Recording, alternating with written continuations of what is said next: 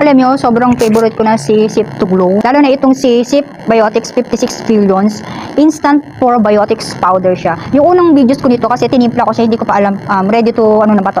Ready to drink na pala siya. So, ganito yung itsura niya. Ayan, para siyang gatas.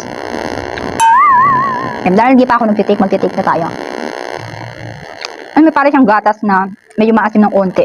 Yun yung lasa niya. Napakaganda nito sa katawan. Si probiotics mga mami ko, lalo na sa mga may anxiety, low energy kayo, makakatulong ito si Biotics, mga bloated, ay mga nag-breakout, mga acne. Marami pa siyang mga benefits na makukuha pag nag-take kayo ng Biotics. Kasi nga sobrang effective niya. Talagang nag-improve yung inyong skin. Sa isang kahon, meron siyang 28.